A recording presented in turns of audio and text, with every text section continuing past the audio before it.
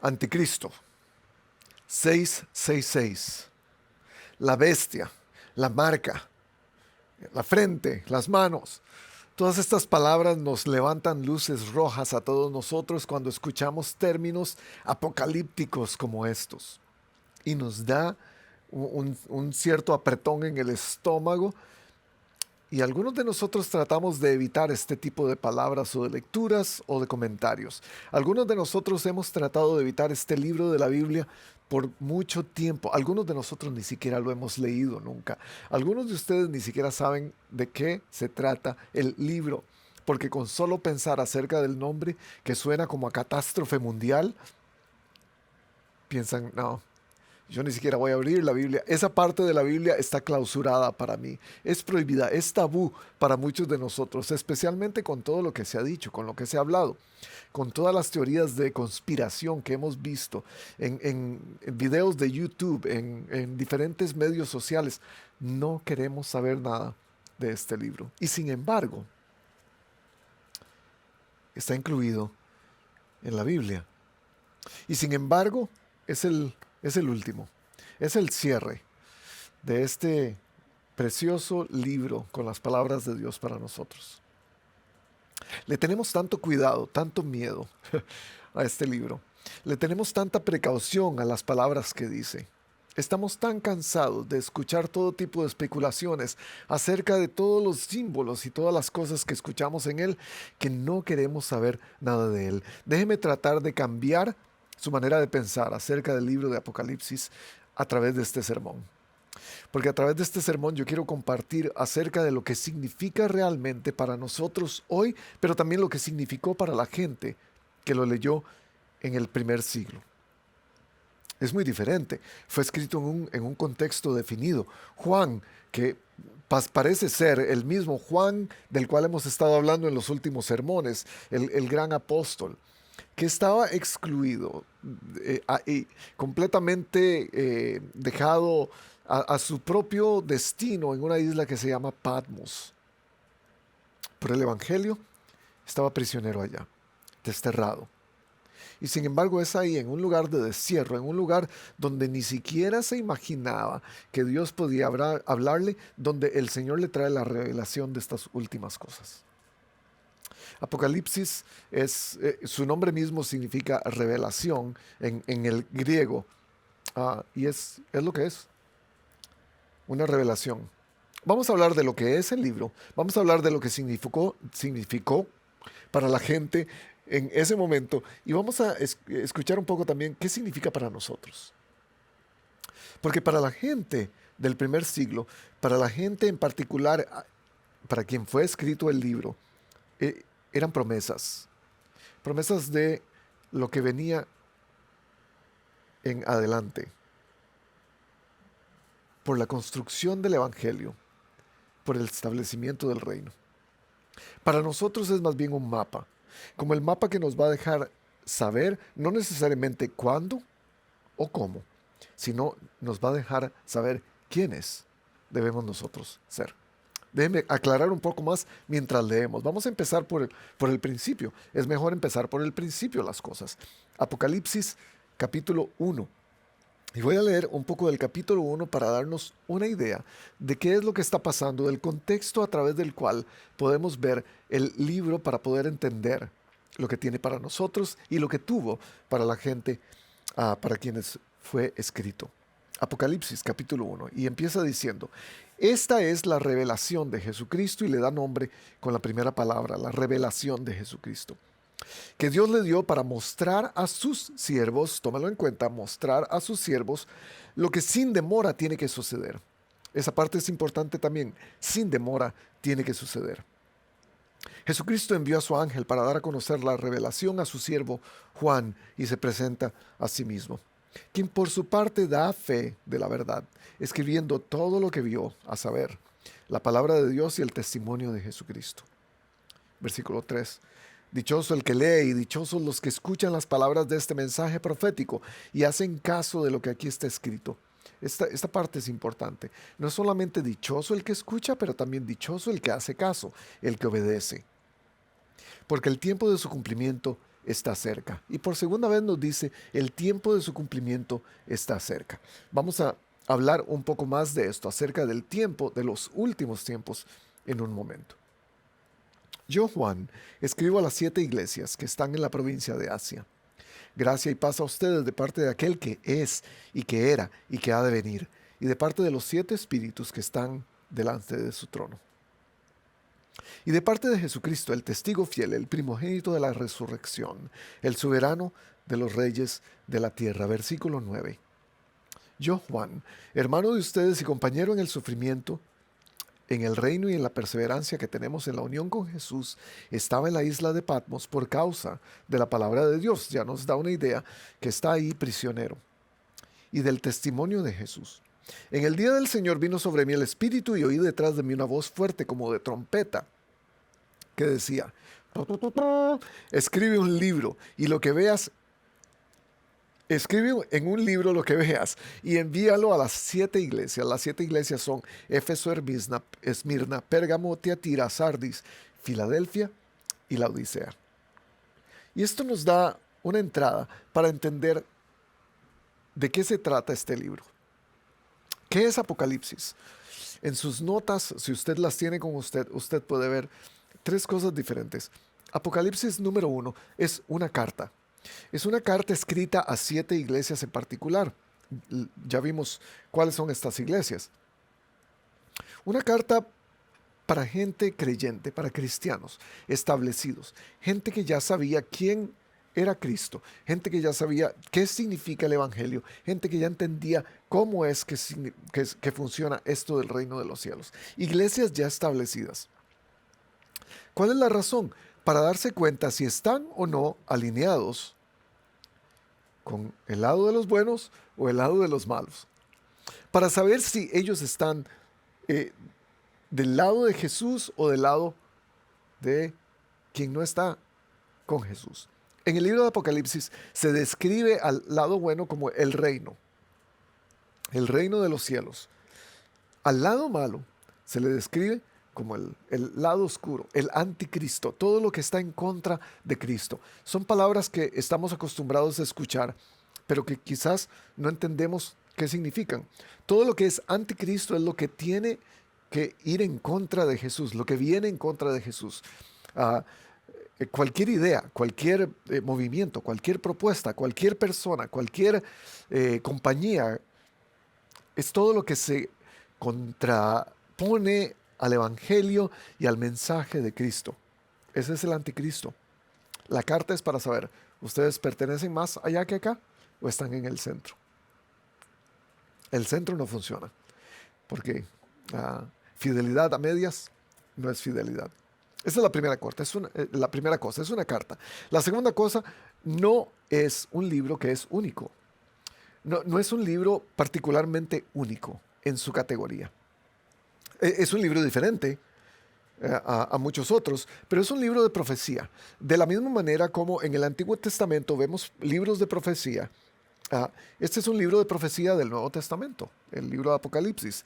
Pero es una revelación, al igual que las profecías del Antiguo Testamento, de la venida del Mesías.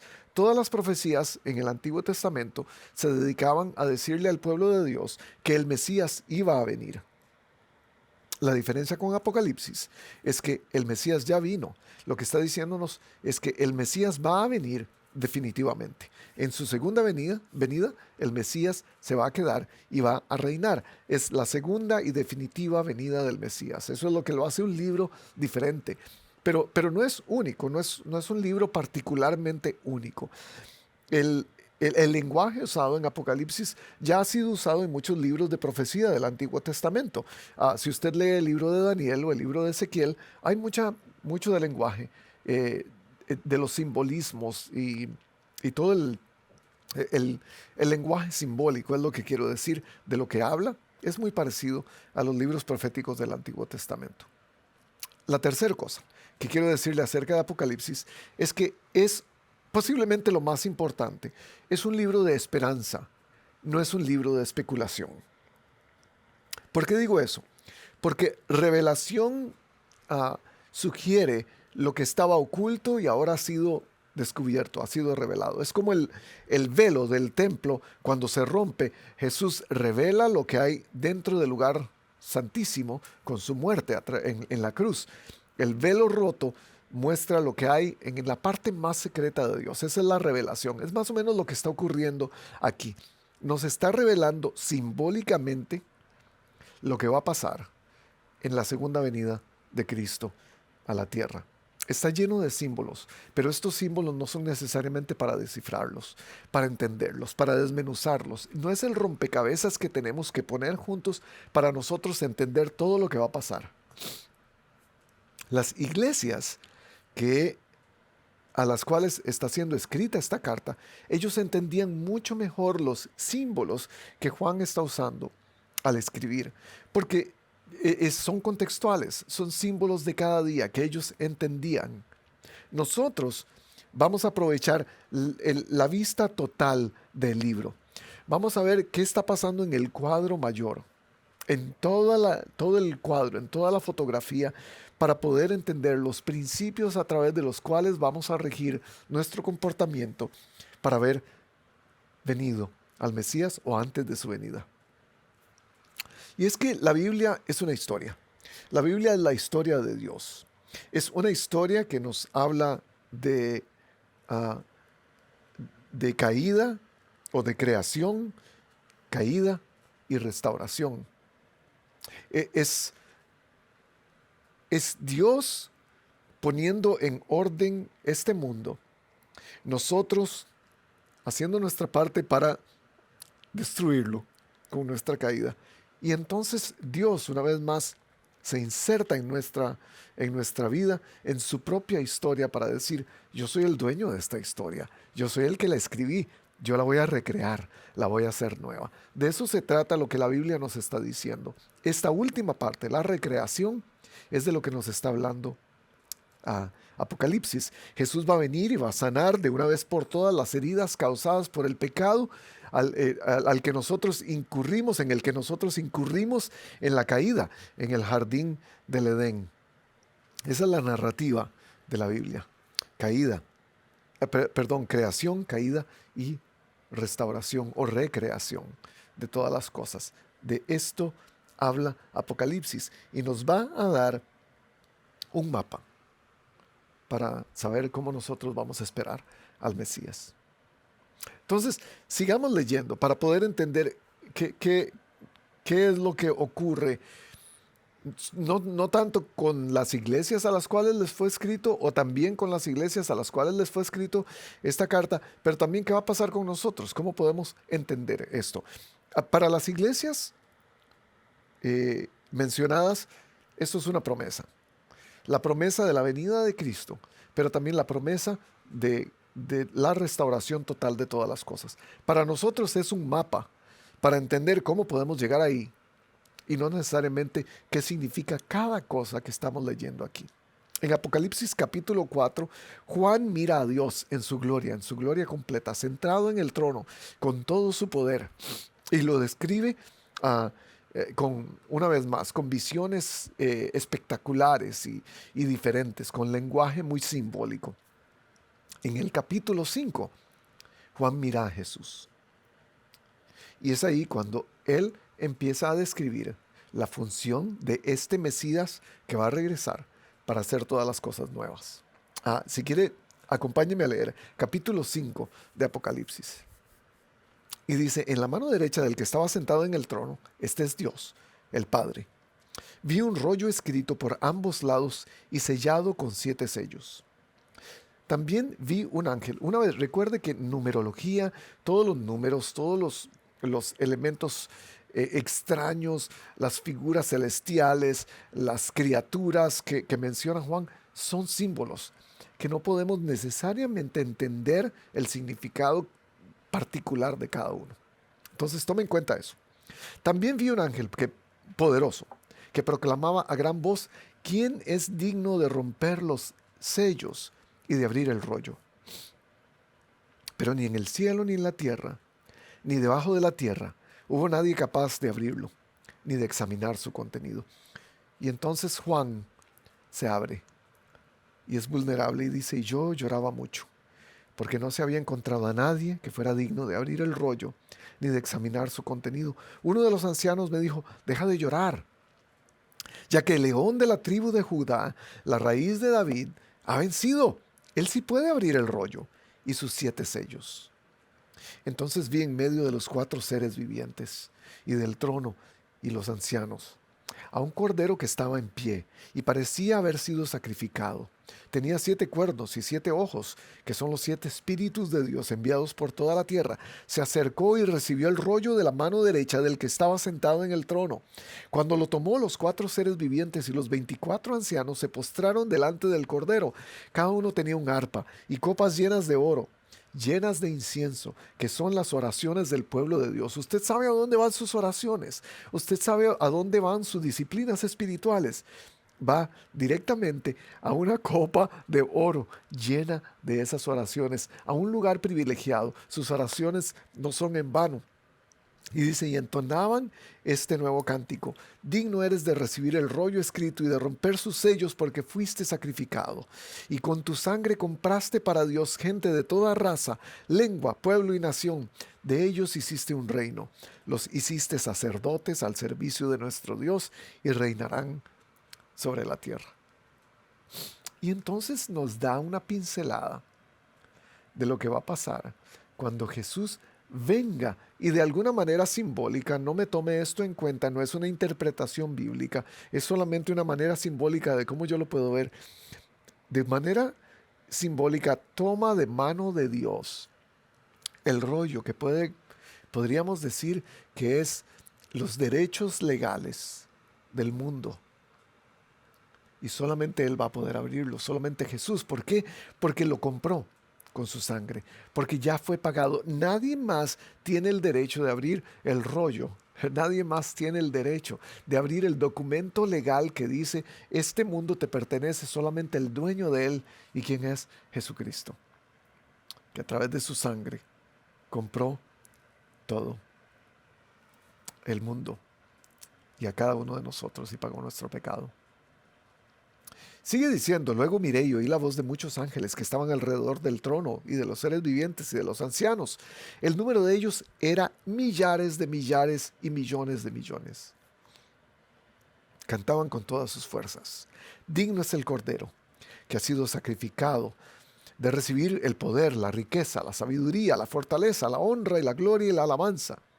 Y oí cuanta criatura hay en el cielo y en la tierra y debajo de la tierra y en el mar, a todos en la creación que cantaban. Y es por eso que estoy hablando que este rollo podría significar el derecho legal de toda la creación, perteneciéndole a Jesús, porque Él incluye a toda la creación aquí. ¿Y qué es lo que cantan? Al que está sentado en el trono y al Cordero, a Dios el Padre y al Hijo, sean la alabanza y la honra y la gloria y el poder por los siglos de los siglos.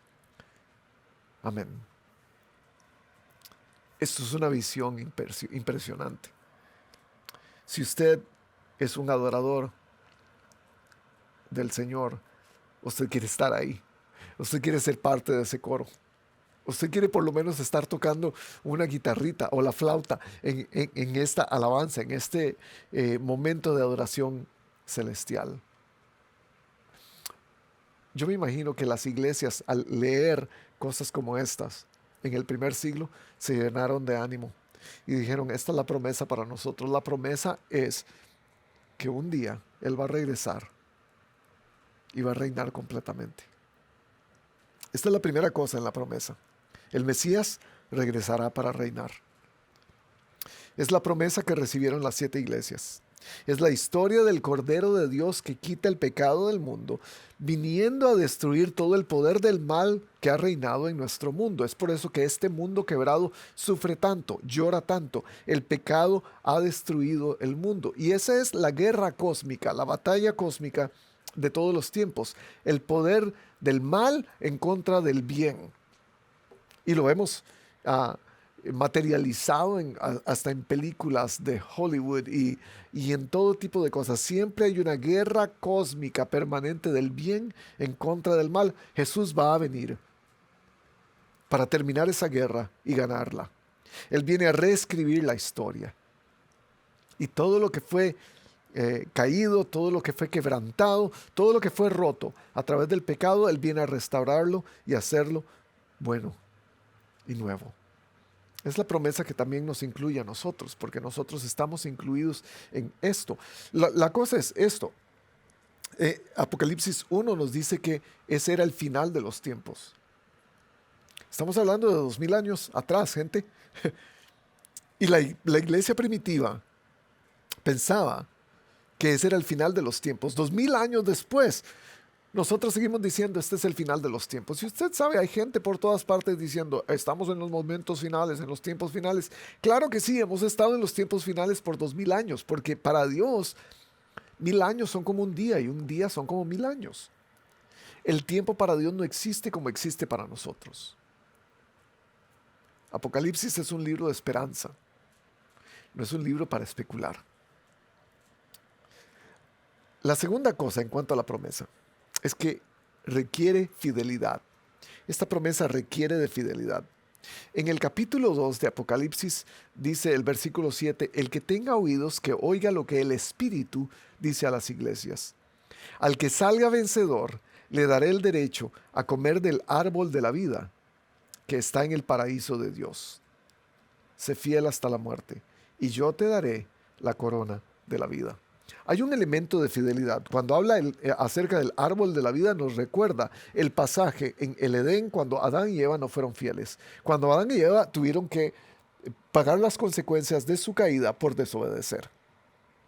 Es ahí donde se requiere que para ver las promesas de Dios, para recibir las promesas de Dios, haya un elemento de fidelidad.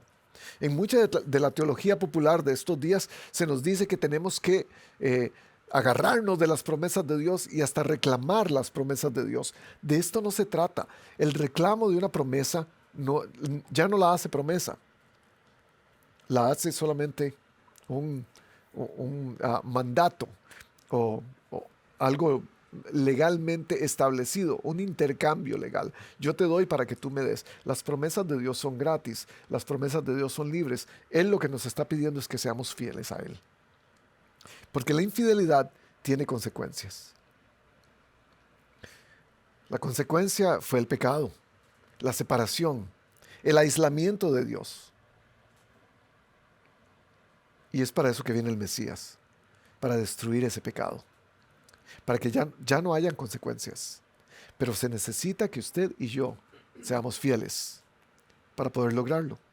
Si alguien no está preocupado con las consecuencias del pecado, hay algo muy serio en usted, porque las consecuencias del pecado son reales, son serias. Apocalipsis nos lo dice. Va a ser fuego eterno, separación eterna de Dios, castigo eterno. Yo no sé cómo se ve eso. No puedo especular cómo se va a ver eso en ese momento. Lo que yo sí sé es que yo no quiero estar separado de Dios. Las consecuencias no quiere decir que si no hacemos exactamente lo que dice Apocalipsis en cada uno de esos pasajes, no vamos a estar dentro de la voluntad de Dios. Eso es lo que causa la especulación. La especulación nos dice que si no hacemos las cosas exactamente de la misma manera como las leemos, literalmente, no vamos a lograr ser aceptos a Dios. Dios no nos juzga por lo que no sabemos. Dios no puede juzgarnos por eso. Él mismo lo ha dicho en su palabra, que Él nos va a juzgar por lo que nosotros sabemos, por nuestro conocimiento. Y debemos dar cuenta por eso. Es por eso que mi pregunta para nosotros hoy, ¿qué es lo que sabemos? ¿Por qué podría ser usted y yo, por qué podríamos ser juzgados siendo que sabemos suficiente, pero no hacemos lo suficiente con lo que sabemos?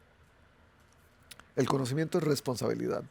En la vida de un cristiano, el conocimiento de la palabra de Dios, el conocimiento del reino de los cielos, el conocimiento del amor, de los mandamientos de Cristo, el conocimiento de cada cosa que la Biblia nos dice hacer para establecer el reino de los cielos, ese conocimiento es responsabilidad. Y mi pregunta para nosotros es, ¿qué estamos haciendo con lo que sabemos? ¿Cuánto sabes? ¿Qué estás haciendo con ello? Algunos de ustedes dirán, no, yo no sé lo suficiente como para poder ser suficientemente responsable. No, un momento. Si usted sabe que Cristo murió por sus pecados, si usted sabe que el amor es lo principal entre nosotros, lo hemos dicho tantas veces en esta plataforma, ¿qué estás haciendo con eso que sabes? Si ya sabes eso, hay una responsabilidad de por medio. Si usted no sabe algo, si usted no entiende en su totalidad lo que dice Apocalipsis o lo que dice Génesis o lo que dice cualquier libro de la Biblia, si usted no ha entendido mucho de lo que dicen los 27 libros del Nuevo Testamento, no se preocupe, usted no es responsable por esa parte. Eso no quiere decir que no tiene que saber más, que no tiene que haber una sed de conocimiento. ¿Cómo estás haciendo que el reino de los cielos se extienda con lo que ya sabes acerca de la historia de Dios? Hay algo que quiero dejar claro. Saber más no nos va a hacer más aceptos para Dios. No nos va a hacer a estar más cerca de Dios. Saber más no nos va a hacer más amorosos, más amados por Dios. No nos va a hacer más santos en realidad. Saber más no va a evitar que ocurra lo que Apocalipsis dice que va a ocurrir. Y muchas de las teorías de conspiración en el libro de Apocalipsis de muchas personas o de muchos grupos tienen que ver con cómo evitar que ocurra todo esto que estamos viendo. Si Dios dijo que va a pasar, va a pasar. A nosotros nos toca ser fieles en medio de toda esta situación. Porque entre más conocemos, más responsabilidad tenemos. Si sabemos que Cristo va a venir a la tierra a hacer todas las cosas nuevas, nuestra responsabilidad es grande de dejar saber a la gente que esta es la realidad espiritual del mundo. Eso es lo que le dio Juan a las iglesias. Les dio esperanza. Esperanza de que el Mesías volvería para reinar. Esperanza de que esta promesa requiere que seamos fieles, que sean fieles o que fueran fieles. ¿Qué mapa nos da a nosotros? ¿Hacia dónde vamos con este libro de Apocalipsis? En los minutos que me quedan, quiero hablar acerca de nuestro mapa. ¿Qué son los principios que nos deberían regir para esperar con ansias, esperar responsablemente la venida del Mesías? La primera cosa, adora solo a Dios. El libro de Apocalipsis es un libro de adoración, es un libro de cantos de adoración. La salvación viene de nuestro Dios que está sentado en el trono y del Cordero. Amén. La alabanza, la gloria, la sabiduría, la acción de gracias, la honra, el poder y la fortaleza son de nuestro Dios por los siglos de los siglos. Apocalipsis capítulo 7. Es un libro que nos invita, pero también nos impulsa a adorar a Dios con todo nuestro corazón, con toda nuestra alma, con todo nuestro ser. Recuerda el Shema del que hablamos la semana pasada. Amarás al Señor tu Dios con toda tu alma, con tu corazón, tu mente, tus fuerzas, con todo lo que tengas. Casualmente, en el versículo en Deuteronomio, donde fue escrito esto para el pueblo de Israel, Dios le está diciendo a Moisés, recuérdale a la gente que se lo inculquen a sus hijos, cuando estén en el camino, en sus casas, cuando se acuesten, cuando se levanten, que los aten en su mano, que los pongan como un símbolo. Y aquí hay una parte muy importante, que los pongan como un símbolo en sus manos y en sus frentes. Apocalipsis nos está diciendo que va a haber símbolos en las manos y en las frentes de algunas personas que van a definir si son o no son parte del pueblo de Dios. Y sin embargo el símbolo no es tan importante. Lo más importante es a quién le están rindiendo adoración. Porque estamos pensando, sí, el sello que van a ponerle en la frente a la gente, el sello que le van a poner en las manos, el código de barras, los números, el 666, y estamos tan preocupados por todo esto, que muchas veces estamos adorando más la especulación que a Dios. Adoración a Dios tiene más que ver con un número que está en la frente o no. Tiene más que ver dónde llevamos nuestra lealtad a Dios, nuestra devoción a Dios cada día. Es confiar lo suficientemente en Dios como para dejarle a Él lo que yo no entiendo. Es para cederle mi derecho de saber y decirle, Señor, tú tienes que instruirme y guiarme, porque yo te pertenezco completamente. Es quitar nuestra atención de otros dioses, de otras cosas que nos roban la atención. ¿Usted quiere saber qué adora usted cada día?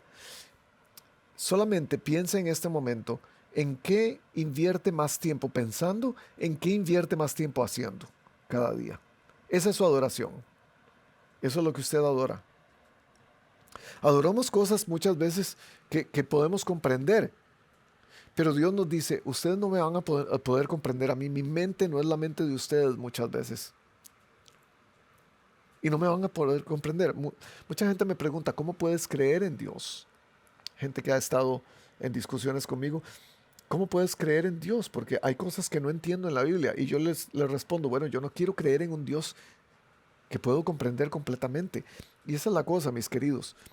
Cuando vemos Apocalipsis como un libro de pura especulación y empezamos a darle tiempo y a meter cabeza en todas estas ideas, en todas estas teorías, en todos estos símbolos, en todos estos números y qué significa y armando el rompecabezas y queriendo saber exactamente todo lo que va a ocurrir, estamos poniendo nuestra adoración en algo que no es Dios.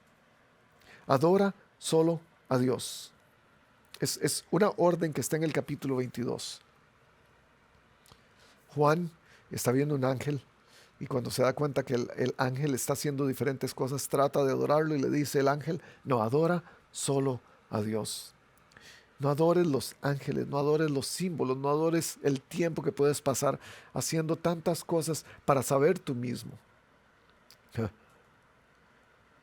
Porque muchas veces podemos estar frente a Dios, viendo muchas cosas que tienen que ver con Dios, pero sin poder adorarle a Él. ¿Qué es lo que adoras más? ¿En dónde están tu tiempo y tus esfuerzos? ¿Cómo te estás preparando para la segunda venida del Mesías? Hay una diferencia entre adoración y adicción. Y las dos tienen que ver mucho con una con la otra. Porque las dos tienen que ver con pasar tiempo, con dar esfuerzo a algo. Lo que pasa con la adicción es que me satisface a mí. Es una satisfacción propia. Yo busco satisfacción personal cuando soy adicto a algo. Pero cuando yo adoro a algo, yo busco el bienestar del, de la persona o de lo que estoy adorando. Le doy satisfacción a Dios porque me estoy acercando más a la imagen de Cristo, su Hijo, al diseño original. Me estoy acercando más al mensaje de Apocalipsis, al Mesías que viene a hacer todas las cosas nuevas, a recrear el diseño original de Dios. Esa es la primera cosa, adora a Dios. La segunda cosa, no guardes en secreto este mensaje. Apocalipsis 22, versículo 10 dice, también me dijo el ángel, no guardes en secreto las palabras del mensaje profético de este libro, porque el tiempo de su cumplimiento está cerca.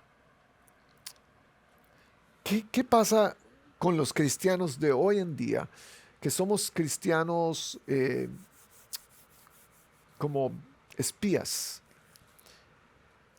secretos del Evangelio.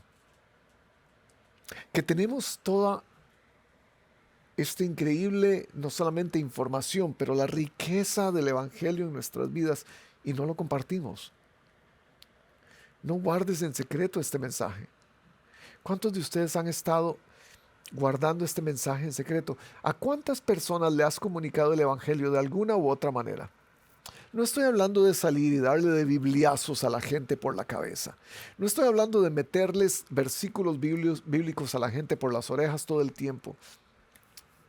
Estoy hablando de ser fieles al mensaje de la palabra de Dios que cambió nuestra vida. Si el mensaje de la palabra de Dios ha cambiado algo en su vida, usted no puede quedarse callado.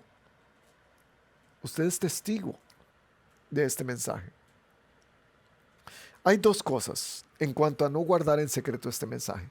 La primera es, no podemos agregarle nada a este mensaje. No le agregues. más al mensaje. Capítulo 24 ah, 22 de Apocalipsis, versículo 18. Ya me enredé con capítulo y versículo. Si alguno le añade algo a este mensaje, Dios le añadirá a él las plagas descritas en este libro. Cuando le agregamos algo al Evangelio, cuando le añadimos algo al Evangelio, es porque tenemos gustos particulares, porque tenemos preferencias particulares, porque nos conviene agregarle algo. Esto es lo que dice Jesús acerca de agregarle algo a este mensaje. Mientras existan el cielo y la tierra, ni una letra ni una tilde de la ley desaparecerán hasta que todo se haya cumplido. Estamos en Mateo capítulo 5 y Jesús sigue diciendo, todo el que infrinja uno solo de estos mandamientos, por pequeño que sea, y enseñe a otros a hacer lo mismo, será considerado el más pequeño en el reino de los cielos. Pero el que los practique y enseñe será considerado grande en el reino de los cielos. Estás enseñando los mandamientos de Cristo. Estás enseñando acerca de la misericordia, de la gracia de Cristo, de la salvación de Cristo. Estás hablándole a la gente acerca del amor, de la compasión hacia otros, de un cambio en este mundo. Algunos usamos o le agregamos al mensaje de la palabra de Dios solamente para que suene muy bonito para nosotros. Algunos dicen, no, los cristianos no vamos a estar dentro de la tribulación, que es uno de los temas que toca Apocalipsis y en los cuales no me quiero meter en este momento, porque no tiene sentido. Y algunos dicen, la tribulación, los cristianos no vamos a estar ahí. ¿Cómo vamos a estar ahí si Dios nos ama demasiado para ponernos ahí? Eso me favorece bastante. O tal vez le quitamos un poquito y decimos, después de la tribulación, Dios va a darle castigo solamente a los malos, no a nosotros. ¿Qué le podemos estar quitando o qué podemos estar poniendo al Evangelio que no lo está haciendo efectivo? Es por eso que estar en comunidad, tener el monitoreo de otros cristianos es tan importante. Nuestros grupos de vida, eso es lo que hacemos en nuestros grupos de vida. Si alguno está yéndose por alguna tangente, el hermano va a tener la oportunidad de corregirlo de una manera amorosa. Pero también tampoco le podemos quitar nada al Evangelio. Algunos de nosotros le ponemos al Evangelio y decimos, no, para el Evangelio tienes que hacer tal cosa para poder ser acepto para Cristo, tiene que dar cierto dinero, tienes que hacer cierto tipo de oraciones, tiene que servir a cierto tipo de gente, tiene que ir a cierto tipo de iglesia, y le ponemos el Evangelio, pero a algunos también le podemos quitar al Evangelio. Si alguno quita palabras de este libro de profecía, dice el capítulo 22, Dios le quitará su parte del árbol de la vida y de la ciudad santa descritos en este libro. Hay cosas que preferiríamos que no estén en la Biblia y que tal vez podemos quitar un poco cuando predicamos el Evangelio para que no se sienta tan fuerte. Y algunos le quitamos. Desearíamos que Jesús no hubiera dicho algunas cosas. Desearíamos que Jesús no hubiera dicho que somos bendecidos cuando somos perseguidos o cuando tenemos sufrimientos. Que hubiéramos deseado que Jesús nunca hubiera dicho que vamos a engañar a nuestra esposa solamente con ver a otra persona, a otra mujer, de manera lujuriosa. Hubiéramos preferido que Jesús no hubiera dicho que el pecado es cosa seria, o que hubiera dicho que amar a otros significa amarlos tanto como me amo a mí mismo, o nos hubiera encantado que Jesús nunca hubiera dicho que hay que poner la otra mejilla cuando alguien nos golpea, o que seguirle nos va a costar la vida. Hay cosas que nos encantaría quitarle al Evangelio para hacerlo más suave, más cool, más llevadero, pero no podemos.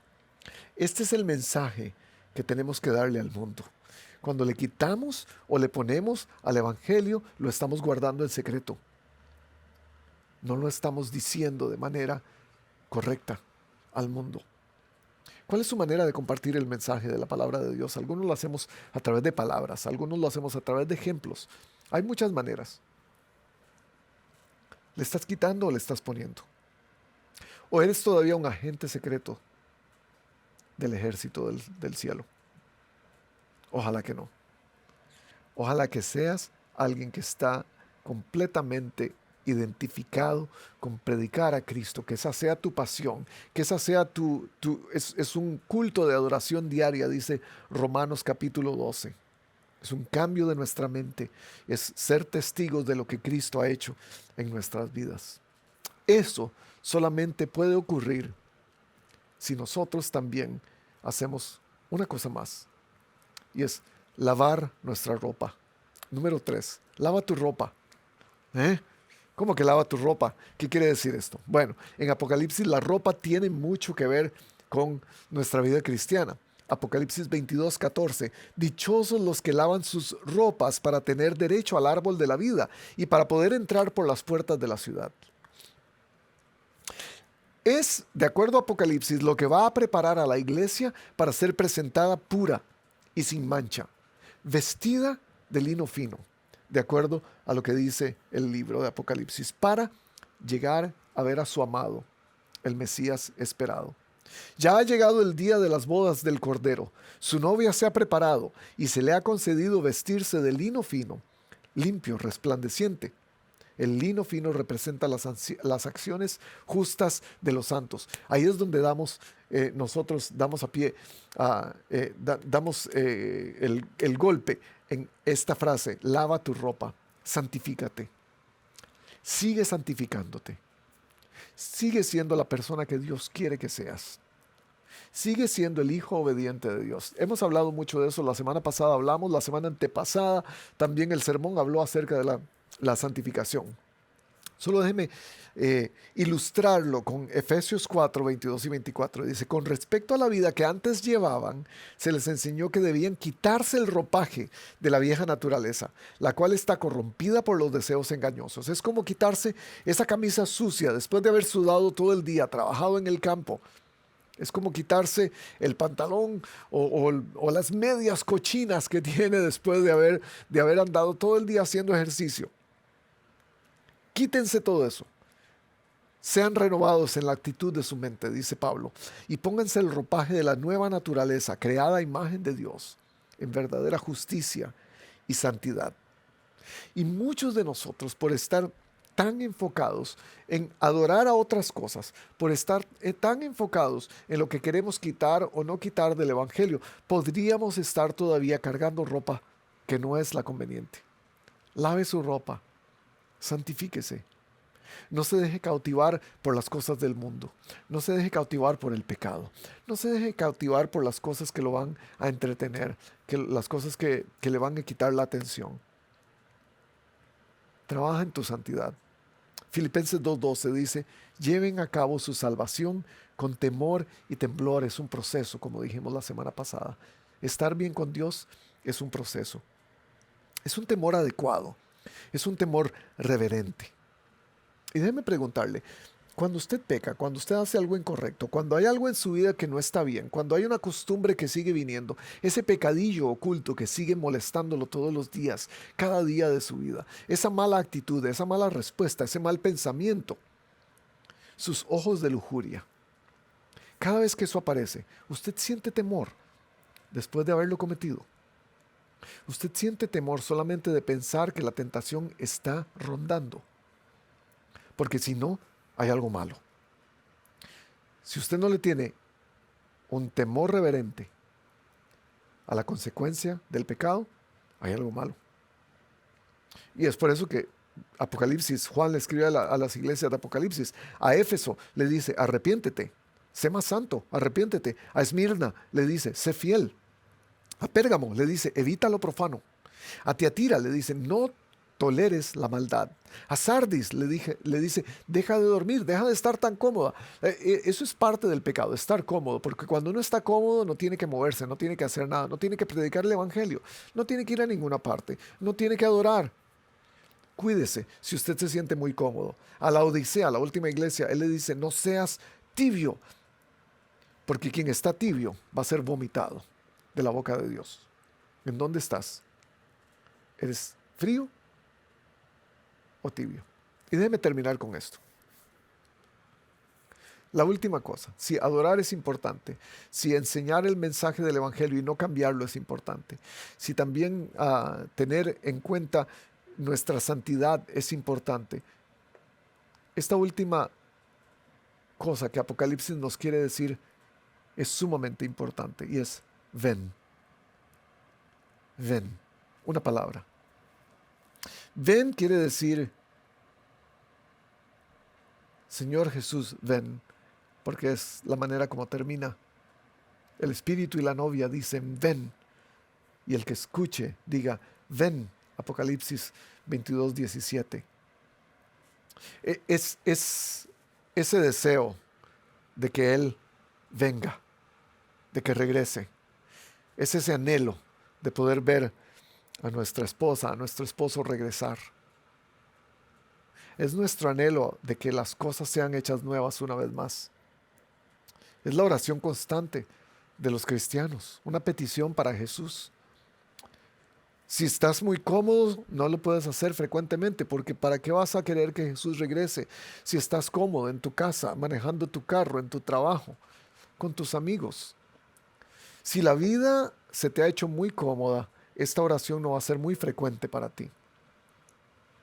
Pero cuando el Evangelio nos incomoda, decimos, ven Señor Jesús. Cuando el sufrimiento nos mueve la tierra, decimos, ven Señor Jesús. Cuando la vida está cuesta arriba, decimos, ven Señor Jesús. Es cuando tenemos sed.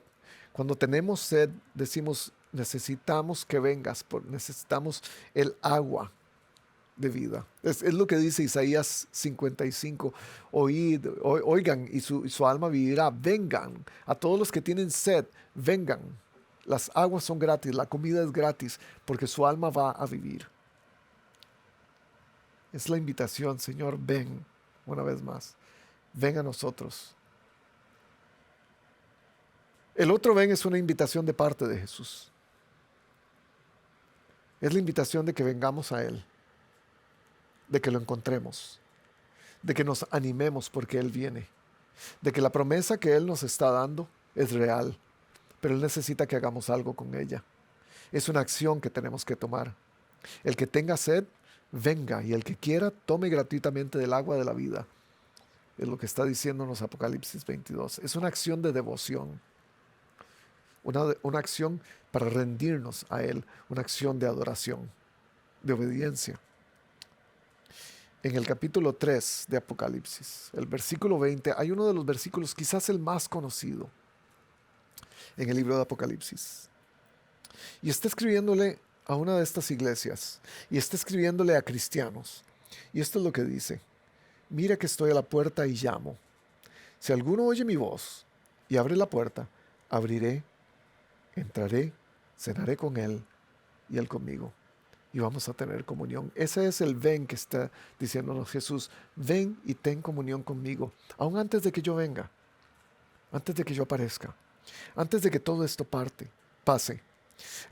Si tu puerta ha estado cerrada, Él está tocando y te está diciendo, ven, abre la puerta.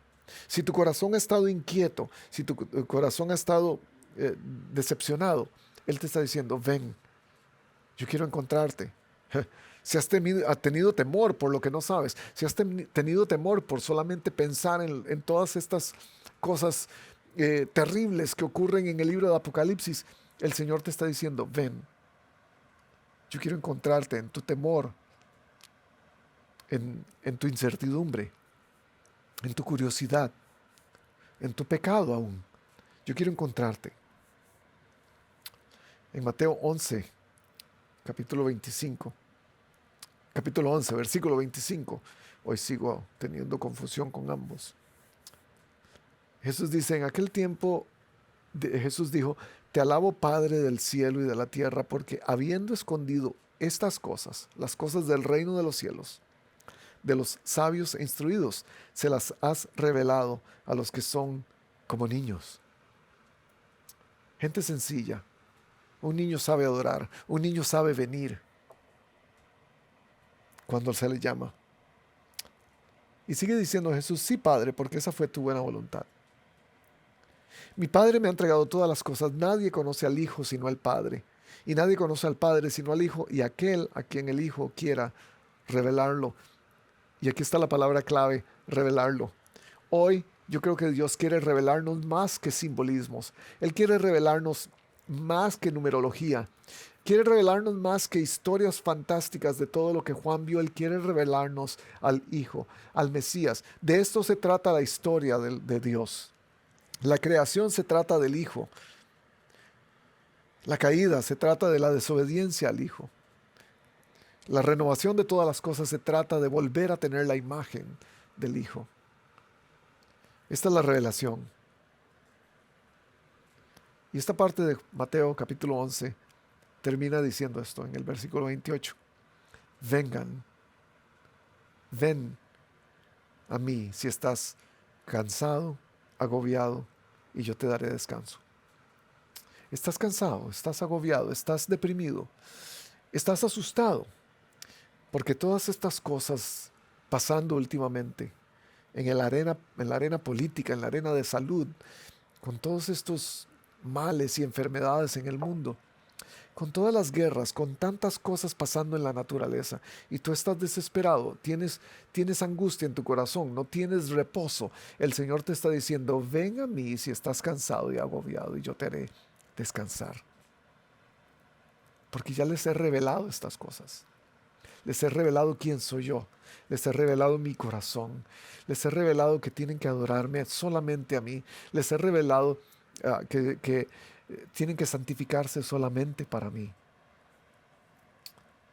Les he revelado que ustedes tienen que ser las personas que lleven mi mensaje al mundo.